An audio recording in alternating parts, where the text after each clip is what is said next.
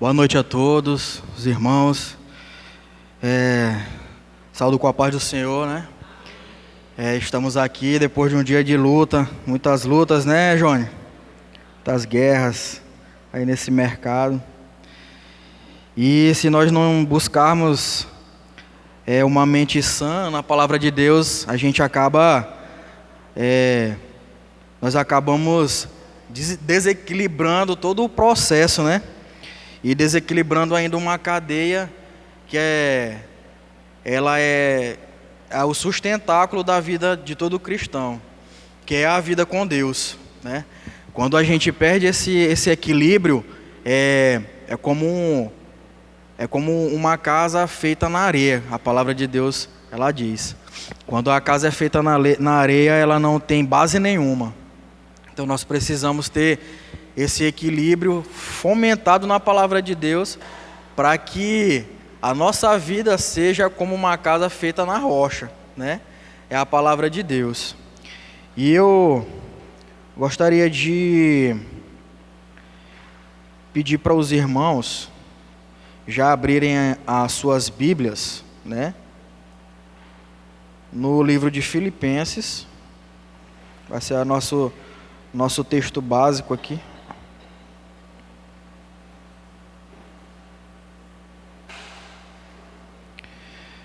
Filipenses 4. Nós vamos ler a partir do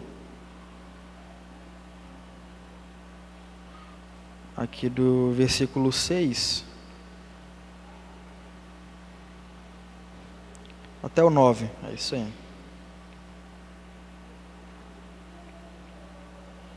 A palavra de Deus diz: não estejais inquietos por coisa alguma.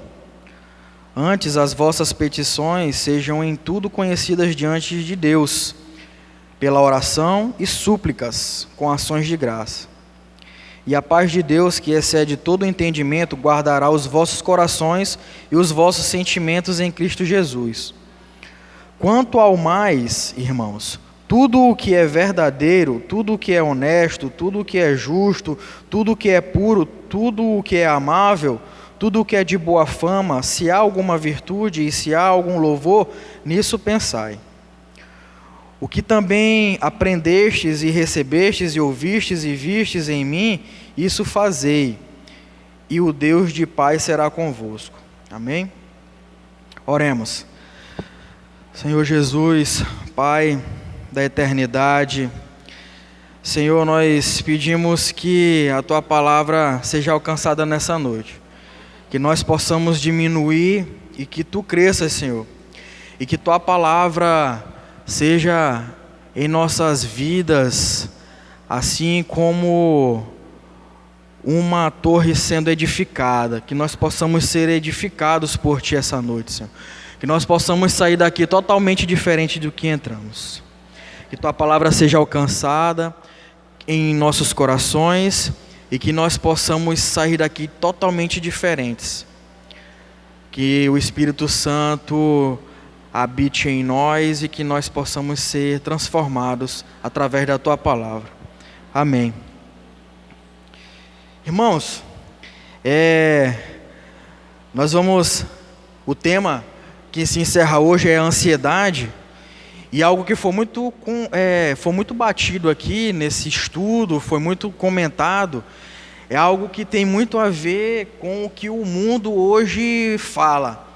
Quando nós abrimos a televisão, e é algo que ultimamente eu tenho feito muito pouco, assim, meu tempo está muito corrido. Mas quando a gente liga a televisão, na rede aberta ou fechada, naqueles programas de debate, uma hora ou outra, os programas estão debatendo sobre ansiedade e depressão, não é verdade? A gente vê muito esse tema sendo debatido hoje em dia. Muitos falam que é o mal do século.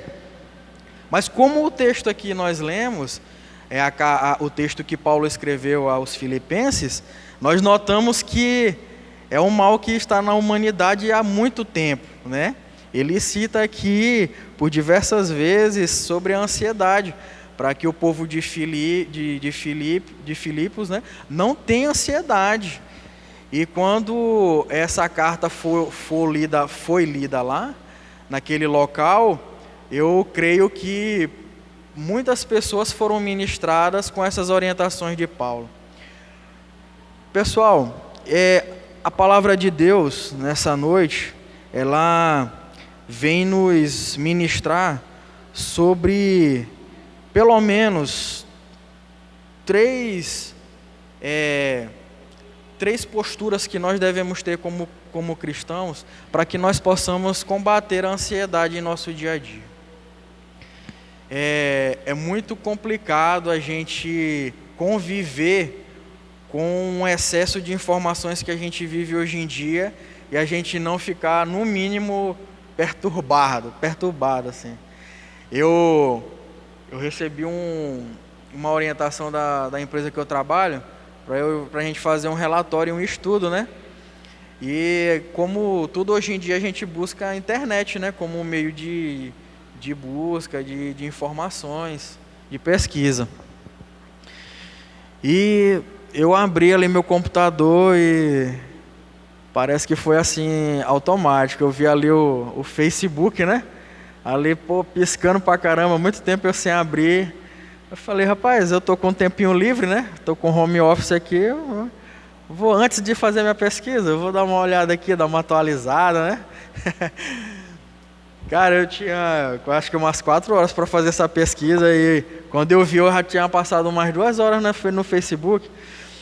E, cara, a gente lê notícias verdadeiras, lê fake news pra caramba, né? Muita coisa assim, muita coisa falsa ali e tudo. Cara, e muita tragédia, né? Muita coisa louca, muita confusão. E eu compartilho aqui com os irmãos que eu acabei meio que absorvendo aquilo, né? A gente vai ficando meio deprê, né? Aquelas notícias, muita loucura, muita violência e tudo e tal. E muita mentira também, né? A gente vai acabando, cara, será que isso é verdade? Aí a gente fica, às vezes, compartilhando também, né? Não, eu vou compartilhar isso aqui, cara. Pode ser que deva ser verdade. E isso acontece, irmão, isso aconteceu porque eu estava totalmente sem foco. Eu tinha algo para fazer, mas eu fui sem foco. Eu tinha uma orientação e acabei desfocando do que realmente eu deveria fazer. Isso acontece com a nossa mente. Nós como cristãos, quando nós estamos dispersos, a gente acaba ficando com a mente desse jeito, com a mente sendo municiada por várias coisas externas. Nós devemos ter um foco, esse foco é a palavra de Deus. Quando nós nos desvirtuamos dela, a gente acaba dando muitas brechas para vários combustíveis da ansiedade, que nos traz depressão e que nos tira a sanidade mental, que nos tira a sanidade física e espiritual. A ansiedade no grego, ela significa dividido. É algo que não está num sentido único. É algo que se dividiu. O indivíduo ansioso, ele não consegue focar em algo. É como eu fui lá fazer minha pesquisa. Eu acabei dividindo o foco totalmente, perdi e acabei tendo como combustível da minha mente coisas externas que me levou a ficar naquela tarde totalmente sem vontade de fazer o que realmente eu deveria ter feito, que era a pesquisa para eu levar no outro dia, e eu acabei tendo que fazer à noite. Ao invés de eu ficar brincando com minha neném, namorando com minha esposa, eu fui fazer a pesquisa do trabalho a madrugada quase toda, né? E perdi minha noite de sono também. Então, olha só, a cadeia de situações, a cadeia de coisas que aconteceram que me levaram a ter, no mínimo ali, um momento ruim, né? Tanto físico, eu passei a noite, não descansei bem, mental, tudo aquilo que eu assimilei, que eu absorvi, que eu li, coisas, verdades, mentiras, coisas boas, coisas ruins, a minha sanidade mental foi embora, a minha sanidade física foi embora e a espiritual também. Eu li coisas que o cara, quando ele está focado, quando ele está querendo fugir de coisas do mundo, ele bateu o olho, não, eu li coisas que realmente não fazem parte da rotina de um cristão. E nesse texto que nós lemos, Paulo cita como uma das primeiras atitudes para que a gente possa combater a insanidade é a oração. E a oração nesse texto, ela não vem pura e simplesmente como algo que nós devemos fazer, como uma orientação mesmo, né, entre aspas. Não, ela vem como uma ordem. Não sejais ansiosos. É uma ordem de Deus. E quando nós, de repente, nós fugimos dessa ordem, não sejais ansiosos, nós damos muitas brechas para que a gente acabe pecando contra os mandamentos de Deus. Pois ele deixa bem claro que nós não devemos buscar a ansiedade, mas buscar o foco na palavra de Deus. Quando a gente foge disso, nós acabamos pecando contra a palavra de Deus. E é uma cilada. No dia a dia isso acontece muito. E se nós contabilizarmos isso, a gente acaba ficando surpreso o quanto a gente, no nosso dia a dia mesmo, em pequenas atitudes, a gente se afasta da palavra de Deus. Hoje mesmo, eu vindo para cá, eu saí do meu roteiro, né? E vim direto para cá. Comumente eu vou pro Maiobão, né? Maiobão City.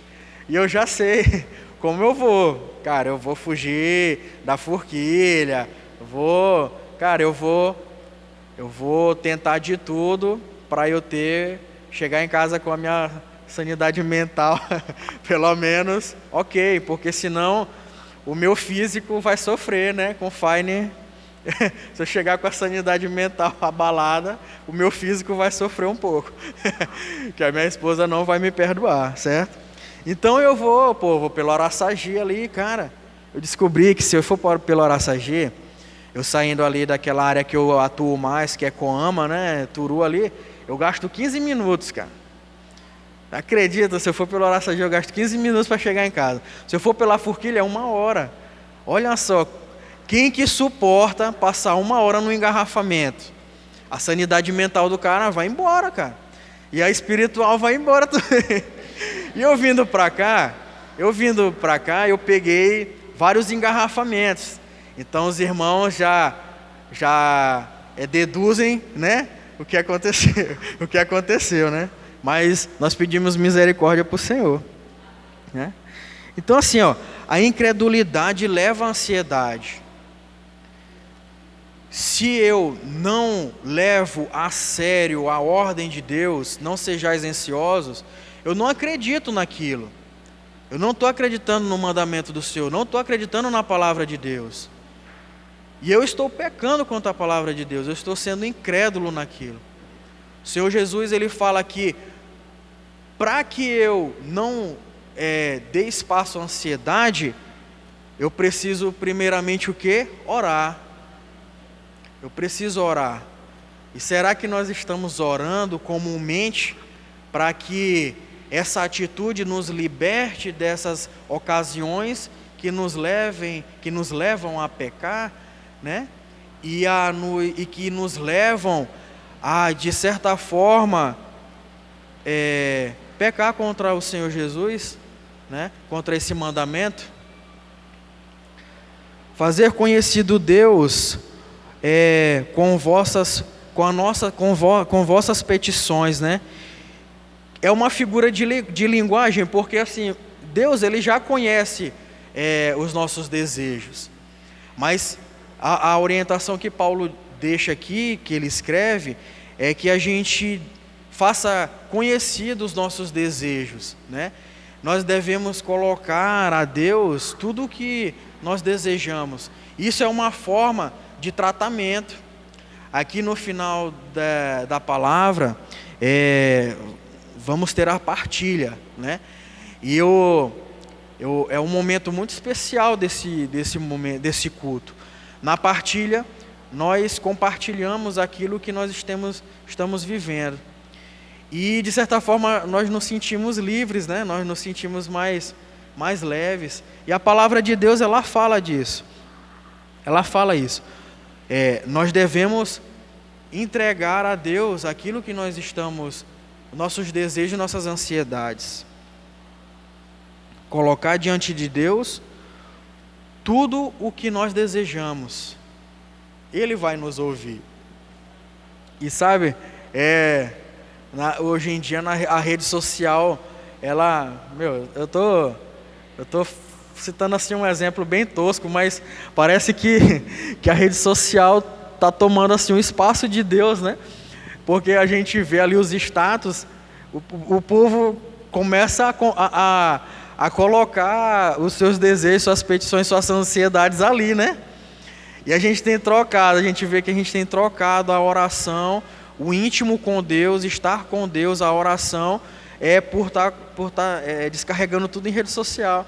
E às vezes eu fico lendo, eu acho engraçado, assim, o cara coloca até indireta, né? Indireta para o irmão, ou indireta às vezes para ele mesmo, cara. E aquilo, cara, a rede social acabou sendo uma válvula de escape pro cara, né? Ele chega à noite, coloca todas as ansiedades, todos os distúrbios que ele viveu ali o dia inteiro na rede social. E aquilo é algo muito tosco, assim, porque tu compartilha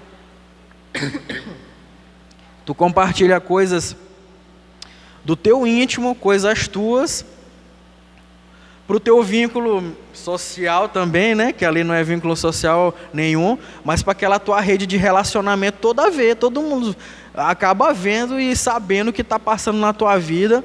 E cara, que coisa louca, né? Você deixa de falar com Deus, que é quem vai resolver o teu problema, que a palavra de Deus aqui na carta de Paulo deixa bem claro que é para te deixar tudo ali, e vai colocar numa rede social que é uma ferramenta importante hoje em dia. Meio que a gente não consegue viver mais sem essa ferramenta, mas que acaba sendo também um gatilho do inimigo na nossa vida, né? A gente acaba pelo mal e pela nossa incapacidade, acaba a mídia social, a rede social acaba sendo uma ferramenta do inimigo, né? Contra a nossa própria sanidade mental, vamos dizer assim, algo bem complexo. E em terceiro, Paulo nos orienta a fazer ações de graça. Isso é um tratamento também. A ação de graça, além da gente compartilhar as bênçãos que nós alcançamos, nós estamos testemunhando aquilo que Deus fez em nossa vida. Tudo aquilo que nós passamos, naquele caminho, naquela trajetória, nós vamos testificar a nossa vitória com a ação de graça. Então aqui com a ação de graça, Paulo orienta as 3 atitudes que nós podemos combater a ansiedade em nosso meio: com a oração, entregando todo tipo de petição aos pés do Senhor Jesus, e testificar isso com a ação de graça. Vai me conseguir uma água, Sandra? Eu queria pedir para algum irmão ler o verso 7, por favor.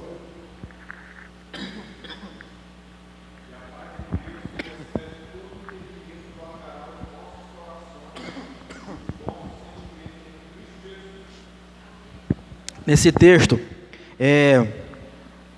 eu achei muito interessante a palavra guardará. Tá bom, valeu.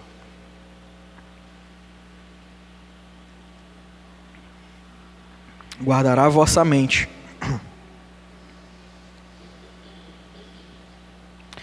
E a paz de Deus, que excede todo o entendimento, guardará os vossos corações e os vossos sentimentos em Cristo Jesus. Guardará. Eu lembrei muito da questão militar, né? Quando a gente passa ali no batalhão de caçadores, no 24º Batalhão de Caçadores, não sei se vocês já tiveram a oportunidade de passar ali na madrugada. Quem já passou ali assim de madrugada, dá pra gente perceber, tanto na parte externa, quanto lá dentro, nós vemos muitos soldados de sentinela, né? Aqueles caras, eles passam a madrugada inteira ali. Não sei se eles dormem, se eles cochilam. Eu acho que não, porque se o fuzil cair, um pipoco é louco. Eles trocam de turno, mas, cara, na madrugada deve dar um soninho, não? Deve dar. Eu já trabalhei à noite, assim, de madrugada, e é pesado, cara. Tem uma hora que o corpo não aguenta, não. Quando a palavra de Deus diz aqui, guardará os vossos corações, eu lembrei muito dali, fazendo uma analogia, aqueles caras, eles guardam aquele lugar ali, e tu só entra com autorização, creio eu. O Rony deve falar com mais, mas eu acho que eles só entram com autorização. Tem que ter autorização para entrar ali. Eu creio que em todo lugar assim público que tem um guarda fazendo ali a vigilância daquele local, tu só entra com autorização e não tem conversa, não. E assim funciona o nosso coração. A palavra de Deus, quando nós estamos cientes que para nós termos sanidade, nós devemos estar com a oração, nós devemos entregar nossas petições, todos os nossos desejos e ansiedades aos pés do Senhor Jesus, e que nós sejamos gratos a isso, quando nós alcançarmos as bênçãos, nós compartilharmos com nossos irmãos, para que a gente testifique que o Senhor é Deus, para que o mundo veja a bênção que nós alcançamos. O nosso coração ele é guardado, assim como um guarda faz a vigilância de um lugar daquele. A ansiedade, tudo que é ruim, a depressão, tudo que nos causa essas doenças silenciosas, elas não vão entrar, porque o Senhor Jesus, Ele guarda o nosso coração. E eu queria fazer rapidamente uma comparação com uma passagem que eu gosto muito, que é de Bartimeu, no livro de Marcos. Para quem quiser depois dar uma lida, Marcos 10, 46 em diante. Bartimeu, filho da pobreza. Bartimeu, filho de Timeu, filho da pobreza. Ninguém sabe, a Bíblia, alguns estudiosos citam algumas coisas, mas assim, se você pesquisar, não há nenhum tipo de relação com família nenhuma. Ele era conhecido como o filho da pobreza. Ele não tinha posses, ele não tinha parentes, ele era conhecido como filho de Timeu. Bartimeu, cara, ele era um cara de extrema pobreza. Ele era tão pobre e miserável que, para que ele chegasse em algum lugar, ele era levado, né? E isso naquele período, naquele tempo, era estar muito à margem da sociedade. Você não conseguir ir a algum lugar com as próprias pernas. Ele era um mendigo. Alguns historiadores dizem que ele já era velho, outros dizem que ele tinha meia idade. Mas assim, na minha imaginação, eu creio que ele era um cara muito fraco. Ele era fraco, ele vivia de mendigar. E ele era cego, cara. além de tudo, ele era cego. As pessoas tinham que levar ele em determinado lugar para que ele pedisse. E no texto, fala que ele ficava no meio do caminho, né? Ao meio do caminho, no meio de um caminho. E, cara, ficar no meio do caminho é muito ruim. A gente sempre sai de um lugar com o objetivo de chegar em outro lugar. Mas a gente nunca pensa em ficar no meio do caminho. Alguns planos que nós traçamos são adiados, né? São adiados, a gente não consegue rapidamente concluir. Às vezes é uma faculdade, às vezes tu tem o objetivo de passar num concurso, vai lá. E aquilo não chega logo, né? Fica no meio do caminho. Mas é adiado. A gente sempre, né? Não, cara, eu vou retomar aquilo. E quando eu estava pensando nisso, eu lembrava muito de que todo ano eu quero voltar para o inglês, né? Aí eu fico adiando. Mas eu sei que um dia eu vou voltar, eu vou estudar. É por algo, é por uma indisciplina minha, né? Mas não é porque eu tenho alguma dificuldade motora, não. Já Bartimeu, ele era cego, ele ficava no meio do caminho. E Bartimeu ficou sabendo da passagem de Jesus naquele lugar. E, cara, quando Jesus passou, ele começou a gritar, né? E ainda na minha imaginação, eu penso que, cara, como ele era um homem fraco, um mendigo, cara, eu penso assim que ele não tinha muita colocação vocal. Mas mesmo assim ele tirou forças. E o Senhor Jesus ouviu ele. Todos vocês sabem da história. Bartimeu foi curado. Irmão Tiago, por que você estava falando uma coisa, agora está falando de Bartimeu? É o foco. Bartimeu, ele estava focado, cara. Ele focou e disse: Jesus vai me curar. Ele vai me curar. Olha a minha vida. Eu sou um mendigo, eu sou pobre, miserável. Alguém me traz aqui para eu pedir. Eu fico no meio do caminho. É a minha oportunidade. É a minha grande oportunidade.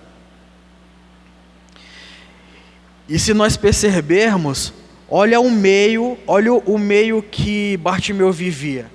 Era um meio de caos. Bartimeu vivia num caos. Ele era pobre, miserável, cego. Ele vivia num caos. Ele tinha tudo para ter uma mente insana naquele momento, né?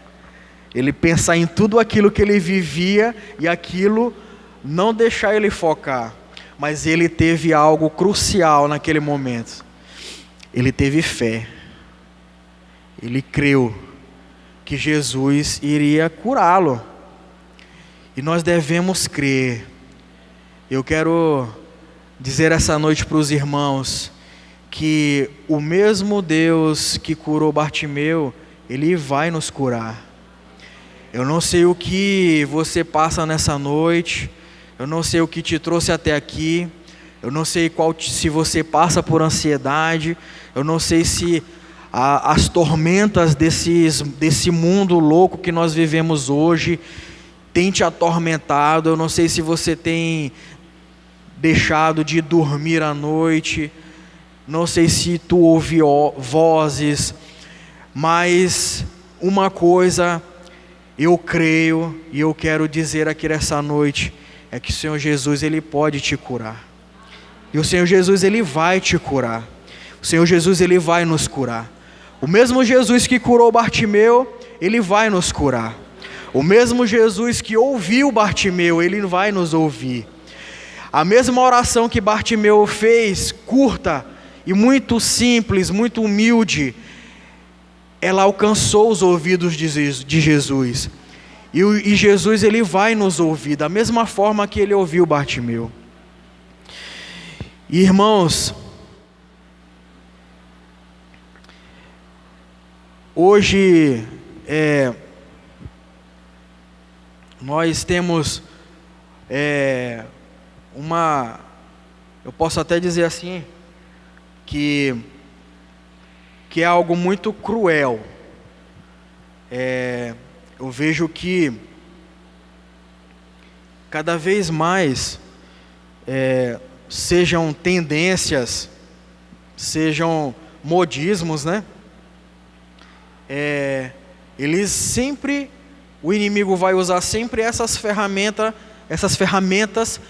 para afastar o povo de Deus de ter a atitude de um cristão, que é de ter a oração, de entregar as suas necessidades aos pés da cruz, aos pés do Senhor Jesus, e de que nós possamos ser gratos, né? De que nós possamos testemunhar isso. Até o nosso vestir, as tendências de moda, elas são tendenciosas, né? Uma vez eu ouvindo o pastor Jessen falar que ele foi comprar uma calça e ele não sabia discernir se aquela calça era de homem ou de mulher. E é verdade, cara. Tu vai comprar uma calça, tu não sabe, assim, é muito louco isso. Mas isso são investidas do inimigo para afastar o seu povo de ter essas atitudes e de cada vez mais nos confundir. Como é que a gente pode combater isso? Com essas atitudes que Paulo deixou. E eu queria agradecer muito a oportunidade, né? Essas tendências, queria dizer que essas tendências não é só no mundo da moda não, na gastronomia, até mesmo no nosso diálogo, né? No nosso falar, nessa palavra coloquial, são muitas investidas. E nós devemos estar sempre atentos, né? A colocar sempre essas atitudes para que nós estejamos com a nossa mente sã e buscarmos nessa sanidade. Amém? Eu queria agradecer a oportunidade, dizer que é sempre uma honra estar compartilhando a palavra de Deus com os irmãos. Amém?